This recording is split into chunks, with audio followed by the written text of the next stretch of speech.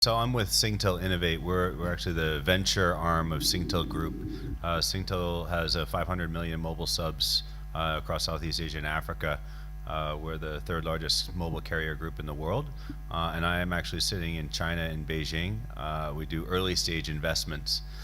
So for the most part, we invest in gaming or game-related companies. I've also, I've lost a lot of money investing in game companies. So I've been on the sell side. So we sold a couple of my portfolio companies, one to Dina, one to a company in China called YY. It's a publicly listed company. We're investing, and then I'm mostly here as a board director and early stage investor in a company called Yodo One. Yodo One is a large top 10 Chinese based publisher that takes international games, including the source code, optimizes them for China and now Korea and Japan. And they've grown over the last year and a half to a good enough size where they're actually doing acquisitions and investments. So I'm coming at it from that perspective and hope to be of help. That's great. Yeah, thanks, William. You've got an incredible background. David. Thank you. Thanks for having me. So my name is David. I am German, Korean. So I was born and raised in Germany. I have a German passport. I work for a German company. I live in Munich, in Bavaria. Please come and visit us during Oktoberfest. It's really one of the coolest places to be. The company I work for is a very large media company. It's called, it's hard to pronounce, I know, I'll do it slowly, Pro7 Sat.1. And Pro means like kind of, it's, it doesn't have any particular meaning, but Sieben means like 7, so it's like Pro 7. And Sat means like, it's a combined word for two TV networks. And I've been in the industry since '99. I started my career actually in venture capital. I worked for Deutsche Telekom for the corporate VC fund, also in the Silicon Valley and in Europe, and did some activities in London as well. And after that, I joined a cable network company, worked for the M&A group, and we're going out there to acquire regional cable network operators.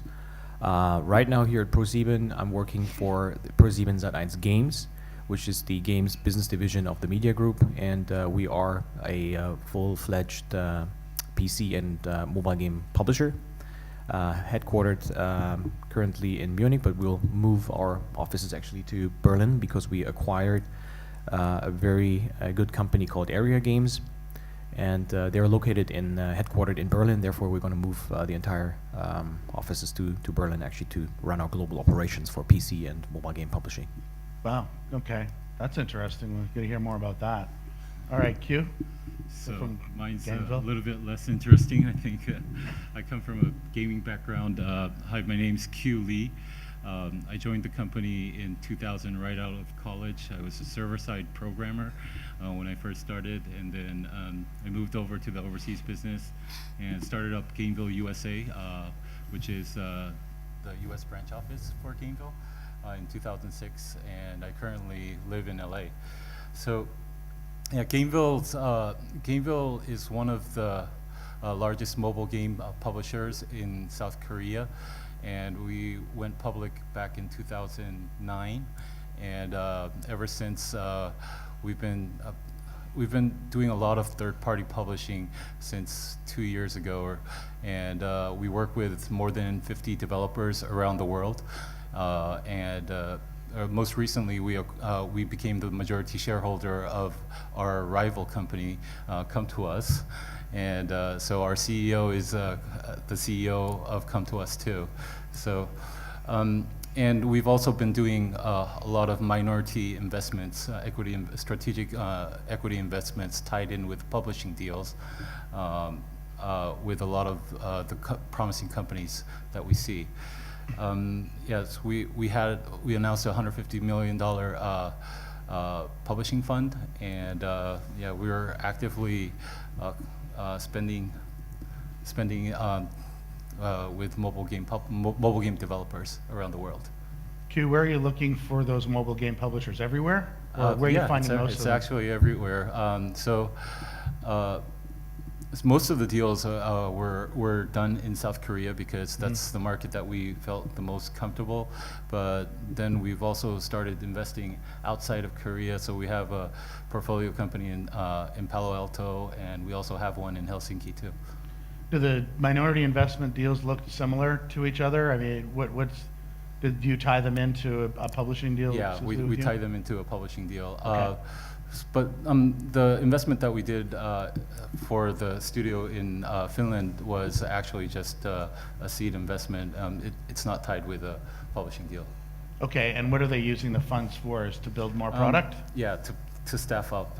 Staff up. Yeah, yeah. Good. Okay, interesting. So David, tell us about your most recent acquisition and a little bit about that, and then I'm going to get into some details on some of the things, how long deals take, and some of the things that you have to go through. Yeah, sure. So there has been a little bit of misconception as to how and what we acquired. So we acquired the entire global business of Area Games except Japan. Area Inc. Japan is a different story. And what we did was we transferred all the international business on Northern America and Latin America to the Area Europe legal entity. So the users, the revenues, the contracts, people, and bundled everything in order to have a very clean deal structure. Also, we didn't want to mess up.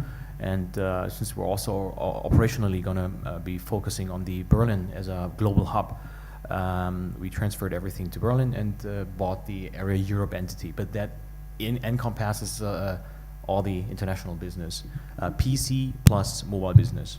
And the reason why we did that is because as ProSieben, we are a super German company, perceived as a German company, strong in the German-speaking territories because we are the number 1 or number 2, depending on how you see it, TV network company. And people just wouldn't trust us that we would be able to run a global business. And Area Games is very strong in North America and Latin America. Therefore, for us, it was a very strategic move to buy Area Games. And we're actually going to rebrand the company. So ProSieben Games and Area Games will merge as one entity and in Berlin, and will rebrand as 7 Games by the end of the year. 7 games. 7 games, like for the number 7, Yeah, like yeah. ProSieben 7. That's kind of the brand we're trying to focus on, and we will be, I think, depending on which metric you use, revenue, we will be the 3rd largest publisher in Europe. Wow, Yeah. impressive. And the second rationale was we organically started building mobile games business since last year. But since this is a very competitive business, and there are other companies like Gameville out there in the market since 2000, it was not that easy to grow organically. And Area Games made at least 16% of their revenues from mobile. Therefore, also they have a very big mobile operations team, very good core competence has been built at Area. And therefore, it was also mobile as a second strategic rationale why we bought the company. Okay. Did you look at a number of companies to acquire? I think, what can I say? Because we're public company and at the German Stock Exchange, I think we pretty much looked at all companies that are Yeah. out there. I think we've been in discussions with all, online gaming companies. Really? More or less. Outside of Germany to Europe? We have been focusing as a first tier more on companies like BigPoint, and it's an open secret that we've also been discussing a deal with BigPoint that was, I think, early last year, but we canceled the deal because the structure was way too complex. Structure in terms of ownership or organization? I haven't been involved in the deal, Okay. so I cannot tell the exact details, but just a lot of issues. And what we tried to unbundle, I think it's different businesses, and then Yeah. acquire one part, but they kind of had legal and tax implications, which were way too complicated. Yeah, I mean, one of the things we covered in the last session is when you're preparing your company for sale, keep it simple. Don't, Yeah. get that complexity out of the business. Even when you're starting your company and you're thinking about selling your company 3 years down the road, try to keep everything as simple as possible. Keep that structure simple. I had one company that had 9 different companies of various shareholders and structure and everything. It was almost impossible to figure out who was doing what and who owned what. and that killed the deal. And obviously that was a factor in the Big Point deal. So, William, give us an idea of what you've been up to and what your focus is now. Okay, so I'm mostly on the investor side as Yeah. opposed to acquisition, but some of the companies like Yoda One has been acquiring companies. So I think there's a couple break points. So oftentimes we get involved with a team who's been maybe, especially on the mobile side, maybe working on a game for a few months or 6 months, and they're about 3 months from completion. So we like to go in at this point because for two reasons. One, the valuation is pretty low. And it's also a very good time for a game company to raise money because they don't have anything. So as soon as you actually have something as a game developer, it's actually harder to raise money. So Why is that? because I've got a very good imagination, and so do other people. But once you actually show something, then you start to actually play it. You start to actually, once you have numbers, it's actually harder to raise money for early stage. So the second point is so after a product is launched, it's actually, again, it becomes tougher to raise money. So at this point, most game companies either are doing well and don't need money anymore, in which case everybody's chasing them, or they're in the unenviable position of having a little traction and then going to the market and raising money. So again, I would focus on raising before you've got something out.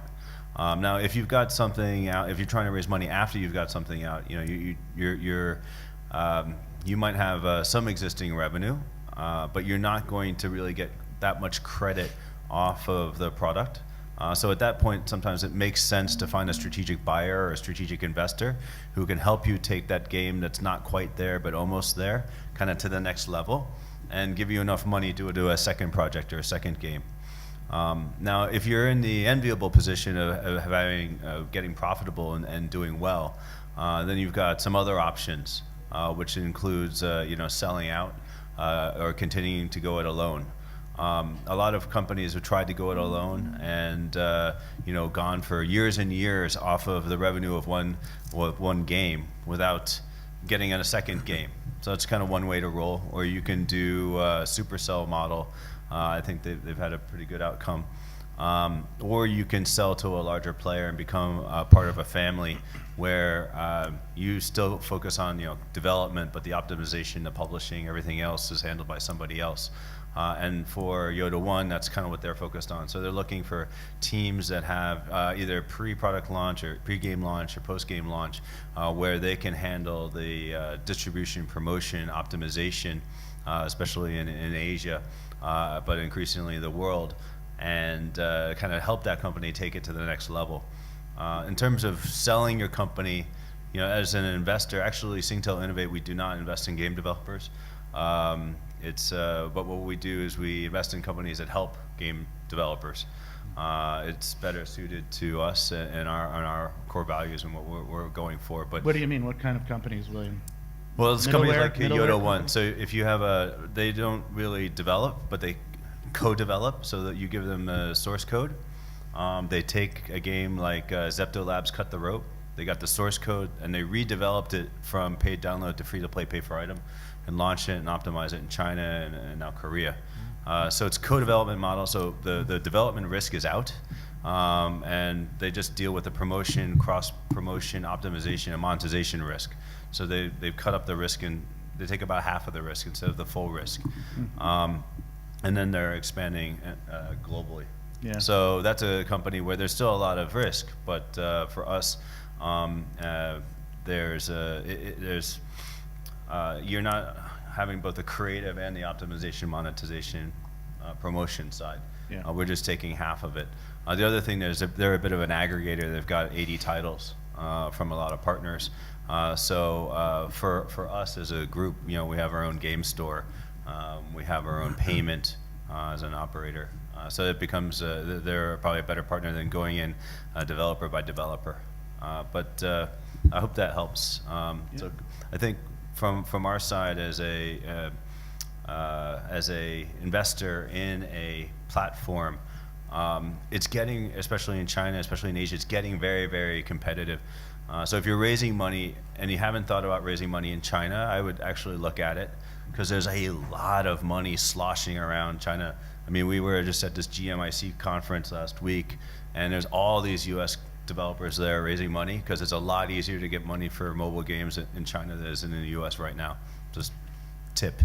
And in terms of getting acquired, less so, but China has a huge bankroll right now, and they're in the middle of World War III between, the three major companies. Probably shouldn't talk about, but the three major companies are in a serious war, and they're on the war path in terms of content acquisition, both investment, license, or even purchase. And if you want to get to know some of those guys, happy to introduce you. Yeah, we're dealing with a lot of those people as well, and we're seeing the level of activity between those companies and second-tier companies. There's another 5 or 6 that are also trying to enter that space for smaller deals, but it's Yeah, Tihu amazing. set up a Silicon Valley presence, and in Yeah. addition to the big guys. So my friend just took over as head of Tencent international game acquisition, and he's working very hard. Yeah, no question. So what's the typical average amount of money that you'll invest first round? Is there an average amount? Well, it's not for Innovate. We don't actually invest in developers, but say for the market on the China side or the Asia side, it used to be 3 months before launch, maybe $250K US. The rule of thumb is $1 in China is $3 in the US, but the market's a lot hotter than it used to be. So you're talking more closer to 500 to 750 Okay. to a mil, and the valuations are, not as high as some of the crazy stuff you used to see in the U.S., but they're reasonable. 1 to 2 million pre, maybe higher. Depends on the team. Yeah. And is your ultimate goal to sell the company, be a shareholder and sell the company, or what's your ultimate goal? Okay, so I can't speak for Innovate because we don't invest in the area, but for what a lot of people are trying to do, they're trying to acquire, first they're trying to acquire a good game. And the second thing is they're trying to acquire basically the base root of a studio, of a team that can continue hopefully creating more great games. And the compensation is both cash but also stock. So that the acquiree gets a piece of the upside in the overall, performance of the company, but they also get a cash out. But it's right now, what most companies are doing is they're getting kind of an upfront MG licensing fee, and some of the numbers throwing around. I mean, if you've got a half decent game, even pre-launch, so you can get 250, 500, $1 million US, maybe 750, just for the China license for a mobile game if you got a good team. So sometimes that's alone enough to fund the rest of the development. And Yeah. you don't even need to give out stock. So 3 months before game launch, what we're seeing is maybe $3-4 million valuations, cash and stock, for kind of team studio acquisition. And again, these are companies that might not have launched anything yet, Yeah. Good. but have a good pedigree. So Excellent. that's just China. I don't know. I'm not an expert on the rest of the world. Okay. That's great information. Yeah, thanks, William. David, how long did the acquisition take from start to finish? When you decided that you were going to make an offer, did you do a letter of intent and then go for it? How long did that take? I think there has been some, I would say, unofficial contact between people associated with us and the company that's been acquired for a long time, personal relationships, and but I think officially it took about 1.5 years. So we're not the fastest company on the block. That's because we have a very structured approach. As I said, we're a public company, 7 billion market cap, and 100% in free float, and previously more or less owned by private equity companies. And so therefore the M&A process is a rather structured approach, Right. with a huge M&A team. We have a chief investment officer. We have chief CFO, of course, and a lot of people involved in these decisions. Yeah, okay, good, thanks for sharing that. And Q, what do you look for in an acquisition or in an investment? So if you look at the reasons why we do investments, so we only invest into companies that are doing free-to-play, which means it requires a lot of live operations. And most of the times, the developers that we work with will be like a smaller team of like 10 to 20 people. But in order to really stay competitive in the current market, especially in a market like South Korea, you really need to staff up. And as a publisher, it's really hard for us to just rely on the developer to staff up on their side. So that's one of the reasons why we end up buying them. Yeah. And by buying them, we also increase our margins, Yeah. so our profits look better too. So, and under our brand, it's really much more easier to staff. That's one of the reasons. Another one is a lot of them are still like very local players, and so there's a leverage that we could provide by delivering those titles globally through our network. You can already benefit through that with our publishing deal, but yeah, with under one roof, I think it's much more efficient. Another thing is, like, one of the biggest reasons why we acquired Come To Us is because they had a lot of global traffic. Besides Gameville, I think Come To Us was the company, the biggest company that had the most amount of global traffic as a Korean company. We've known them for more than 10 years because we were like #1 and #2 company in Korea for a very long time. But so we kind of knew their in and out, and that also helped us to make that decision. And we're also trying to combine the traffic together so that there's a lot of leverage there too. And some of the deals are very regional, strategic. Like, so we have no presence in Europe, and I think that was one of the reasons why we decided to do a seed investment into a Finnish company. They helped us understand the landscape a lot, and they've been making a lot of intros to a lot of good developers in the region too. So I think there's a lot of collaboration that we could do with our partners that we invested into. So. Is there a lot of sharing of resources or experience and knowledge? to Yeah, help? of course, Yeah, so okay, definitely. So good. we're a very strategic investor. So, and we're pretty hands off on how the companies operate, but like in terms of like sharing information, we talk very often. Yes. Good, okay, a lot of cooperation, Yeah. which gives you a tremendous amount of leverage. Mhm. And that's something for you guys to think about, is think about that in relation to your company. How much leverage can you provide to Q to change a $10 million company or a $1 million company into a $50 million solution or $100 million benefit for Q's company? Think about that ahead of time. Think about what that leverage is for him so that he has that can do a better job of selling you internally. Interesting. So how long did that deal take with Come To Us?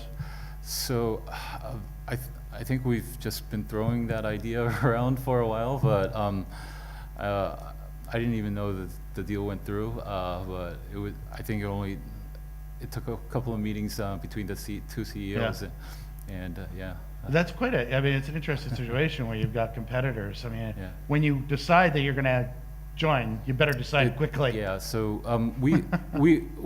like before we were a feature phone company, so we were defining our competitors as other fellow feature phone companies. Mhm. So, but the landscape really changed because all the online PC gaming companies, all the console gaming companies, all the social companies were all coming into mobile. So our definition of competitor really changed. And in order to compete with them, we had to join forces. And we knew that Korea is not the only market that we wanted to penetrate. And we had a bigger goal that we wanted to do the global business together. And that's one of the reasons why we decided to invest. Wow, Yeah. quite a story. Is there any point, David, that the deal fell apart?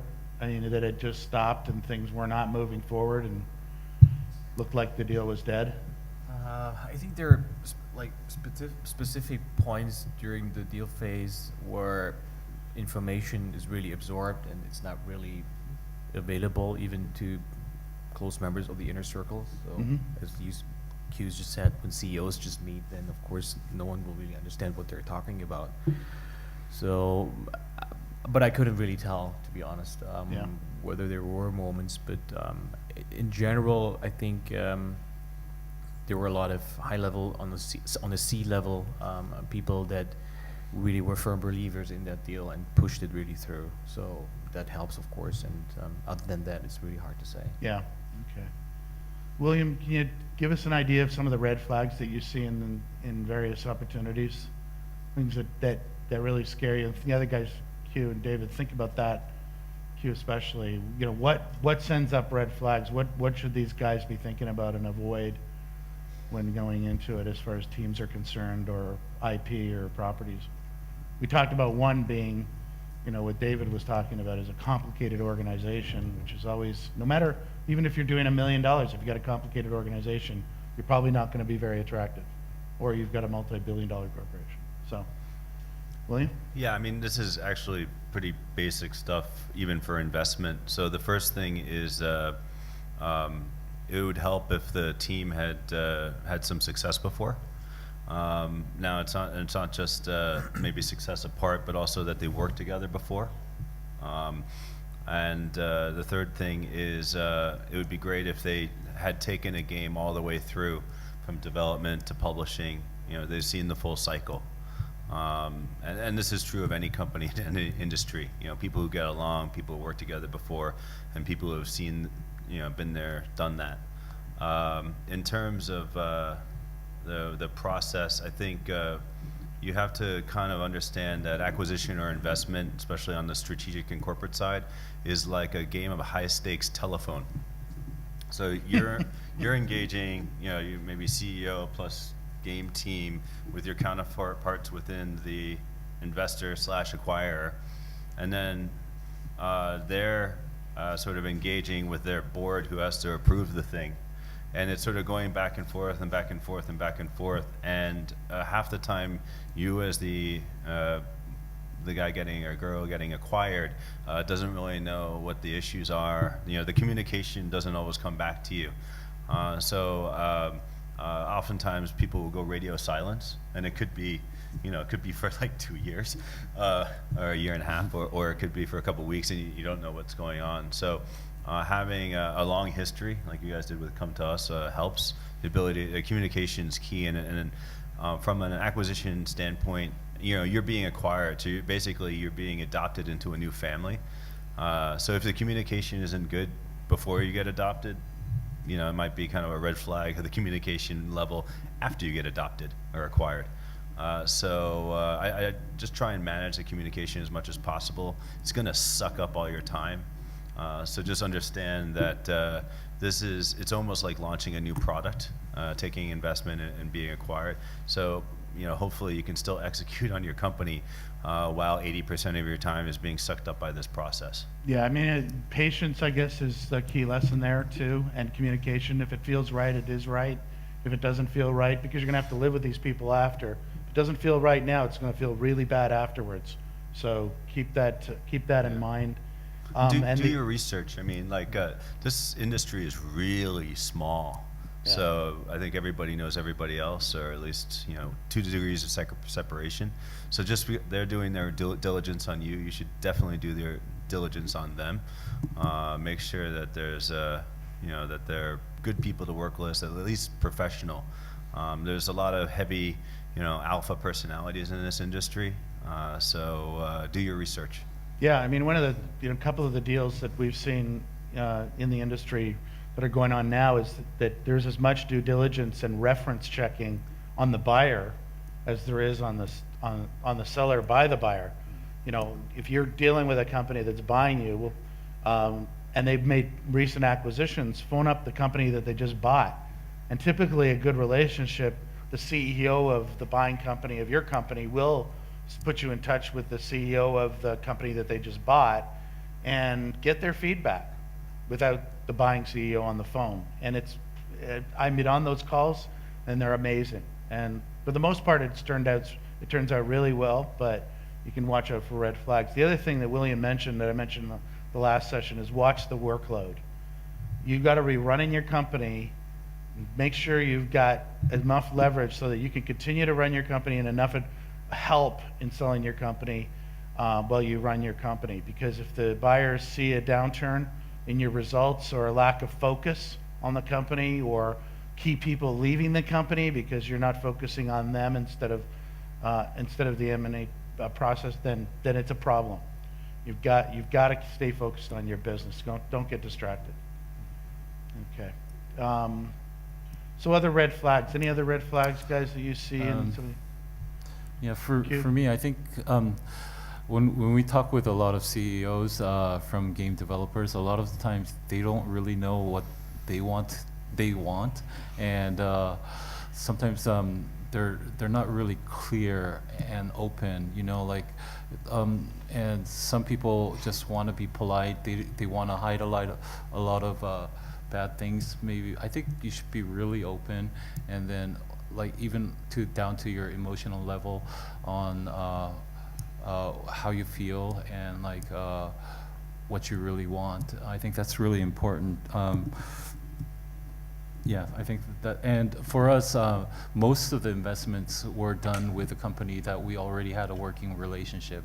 So, yeah, I don't think anybody just gets married after a couple of, you really have to go through that dating period in some ways. And as a publisher, we want to make all of our investments a safe one too. So we probably want to work with 1 or 2 games and see how the relationship really goes. If we feel comfortable, and I think it's as much important as how much the developers also feel comfortable with us too, because yeah, I think yeah, it's not just for the money too. So the relationship really matters. Yeah, that's a good point. The relationship really does matter. You got to live with these people for 2 or 3 years, and that you've got to show that value afterwards as well. You don't want to be living in hell while you're, have to, work with somebody you just can't work with. So be as open as you can about how you feel, and do not hide anything. I've found in deals that I've done that the sooner you bring up maybe issues that you have, challenges or whatever, I found that the buyers can actually help in that situation.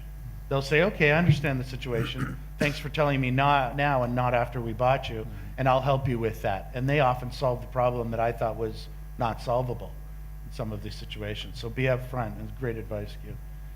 All right. I've got one. Yeah, William. So this is more like a tip or a practical issue. So a lot of early stage game companies take angel investment. And angel investors in games, it's a little bit like playing the lottery, I think. I don't know. I've done a few of them. So, you're like going for the hit, but usually you get it's like a 0 or a 1. And, it's a lot of times it's a 0, but sometimes you get a 1. The issue is that if you've got a bit of success and people are looking at you as the 1, not the 0, what often happens though in an acquisition is the angel investors get cashed out and the management gets the stock. So the angel investors might not see actually that much upside from their investment because the stock sits with the founders. Because the company's buying the founders, they're not buying the angel investors, right? So they want the founders of the company to be A, locked in, and B, see upside from working through the 2-3 year earnout. So you have to remember that. Try and remember not to take angel investment from folks that are difficult, because your angel investors could screw your deal up because they might be unwilling to be bought out. And most acquirers, if it's a cash and stock deal, don't want to give stock to the angel investors. Okay, so this can be as easy as not taking money from jerks, but it can also be as easy as putting a clause in. Try and manage your angel investors. It's another thing that you have to worry about The easiest thing is don't take money from jerks, but you Yeah, have it's to good advice. research your angel investors as well as you research your acquirer and your investors, because they can blow your deal up.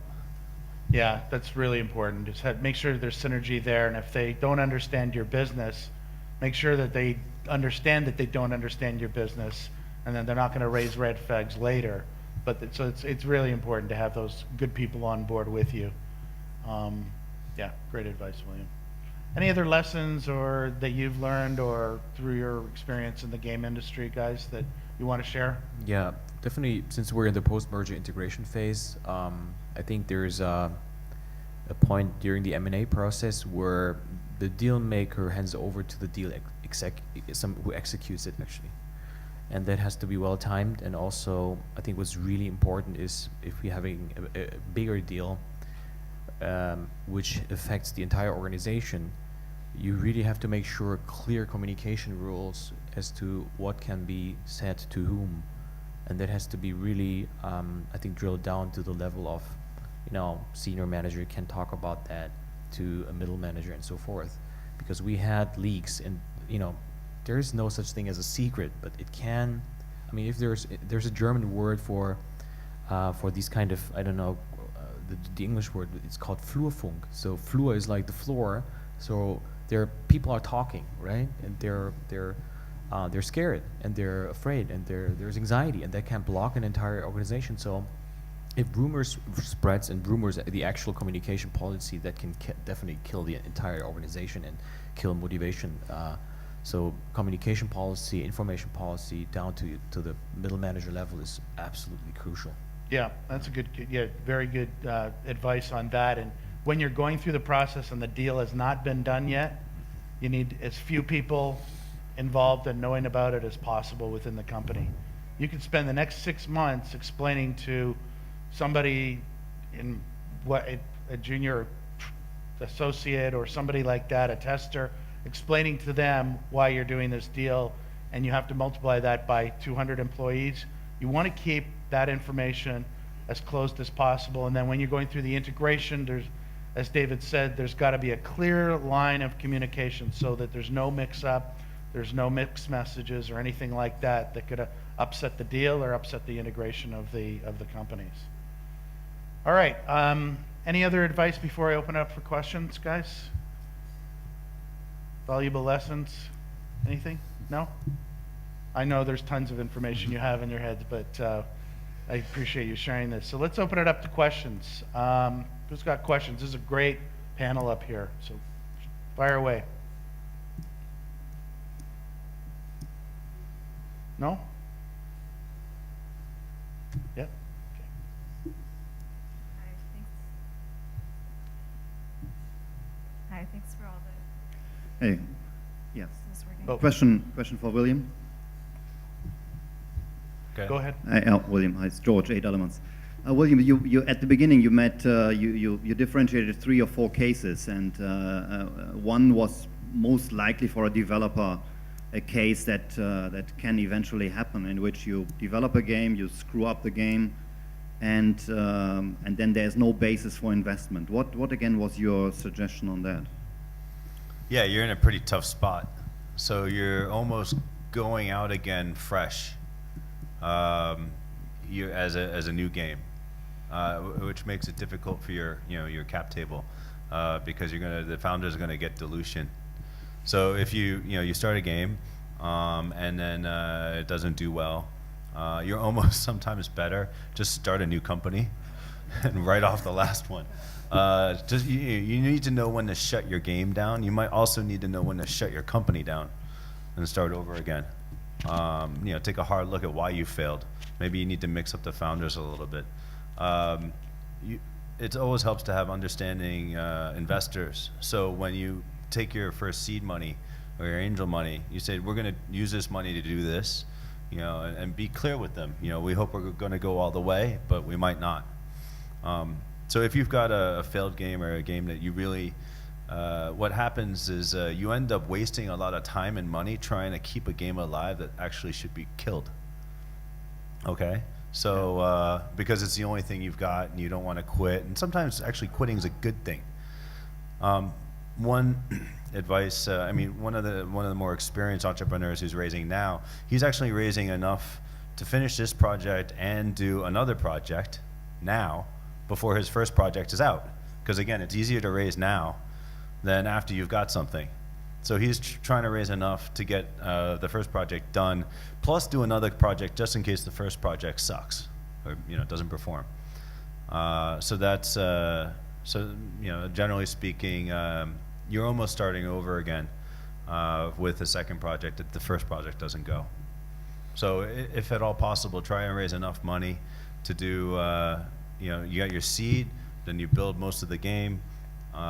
This is mostly mobile, obviously, but then you raise enough to finish the game, and then get most of the way through the second game or all the way to the second game, and take advantage of people's willingness to give you MGs, especially by market, Yeah, because no that question. can lengthen your runway.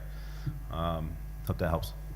Yeah, and let you leave something to the imagination. As William mentioned, of the guys that I've seen that successfully raised a lot of money, or have sold their company at a very high valuation, is they really build that story so that the investor or the acquirer uses their imagination and says, think of what we can do with worldwide distribution, publishing, marketing, with this company and with this team, and with a product plan that you may have for the future.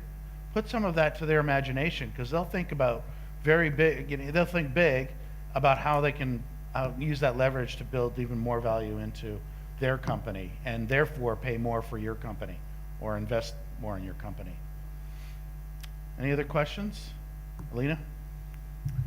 Yeah, it sounds like all three of you are sitting in kind of different seats. So I'm interested in knowing, in a broad context, what kind of things are you looking for down the pike that are interesting in the unique positions that all of you sit in? So I didn't catch the last part. So as individuals, what kind of strategic insights can you offer that you're looking forward into that's going to be attractive for future deals that you're doing? So outside of deals that you may have done or are doing, are you looking at technologies, platforms, VR? What do you think is the next? What are you strategically thinking about next? Well, I'll give it a shot, and then you guys give you some time to think. We're gonna get into real estate instead of games, right? So, yeah, so again, we don't invest directly in developers. So we spend most of our time focused on investing in the ecosystem.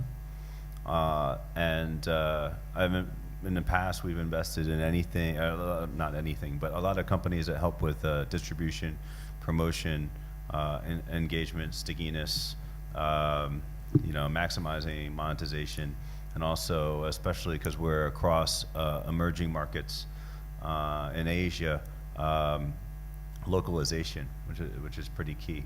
So there's a long history on the online side, but in mobile there's a lot of opportunities around. I guess where we've been focused is getting people to the game, and then now the focus is a little bit more on the engagement side, the retention, optimization once they're inside, and different tools. I can't go into too many details, but different tools to get people to come back, get people to share, so that you don't get stuck in the ARPU cost of acquisition crunch. Because at least in China, it's getting very, very, very expensive to market, and the ARPUs are high, but they're not going in that anyway too fast.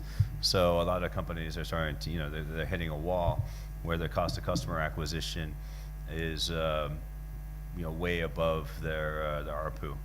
And I think in the U.S., I heard you guys are seeing the same thing. Yeah. Only the top 15 games have an ARPU above their acquisition cost. So something's got to give. So that's a big problem. As an investor, I'm investing to solve that problem. Yep. Good.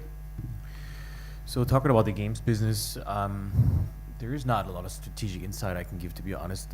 We are a third-party publisher. That means we might look into other publishers of different territories, which we are not covering yet, in order to, offer more to our developers and to our users. We will most probably not invest in developing studios because we are a third-party publisher, and we do not, engage heavily in self-development nor co-development at this stage. This might change in the future, but right now is not our strategic path. Second, answer to your questions I can talk about is talking about the media business that we're running for our mother company, since we're a TV cable network. Broadcasting network is we have a business called Seven Ventures, which does media for equity and media for revenue deals. What it does is when a company that is, for instance, US based and wants to enter the German market heavily with TV, using TV as a user acquisition channel, we do provide that, and have two ways, actually three. Either you pay, so it's simply advertising deal, or two, you provide equity even, so that TV media is converted to an equivalent or not equivalent cash value, and then we get an equity share in the company, a minority share, or it's a media for revenue deal. And that is purely like some of it, is opportunistically. So we just pure ROI based. Does the deal make sense from an economic perspective? And the second is we're looking into pretty, I would say, straightforward, very boring industries like e-commerce. So nothing particular. That's, selling shoes online. What could be more boring than that, to be honest? But it still works. It creates a lot of value. The retail market is huge, and a lot is still going on in the offline world and will be transferred to the online world. Therefore, we believe with the power of TV, we can help e-commerce companies leverage our brand power. Very good. Yeah, thanks, David. Yeah, in terms of gaming, so when we look at a lot of games, but to be honest with you, I think every game looks similar, and I really want to see something different. Yeah, me too. And I think last year, I think the monetization front has progressed a lot, but I don't think the technology side progressed that much. If you look at the top game right now in South Korea, it's a Unreal Engine multiplayer game, so real-time multiplayer game. So I think there's a lot of good games that monetize well in the top grossing charts, but I think for next year, I think it's going to be a lot of more investment into technology. OpenGL 3 is going to be on all of the devices, and I know, and I think the network environment is also getting significantly better, and and actually you need that in order to stand out from your competition, because we don't need another game that we already have. We already have around 30 games or something like that. I think any game that most of the developers pitch falls into one of those buckets, and we don't need that. We really want to see something different, and if you can't innovate in terms of game design, I think technology is probably going to be the thing that you'll have to do this year. Yeah, good advice. All right, we're going to wrap up. Any other questions before we do? Okay, I want to thank our panel, Q, David, William. Really appreciate great advice. One of the best panels I've had in years in terms of advice, diverse advice from different companies. Give them a hand, please.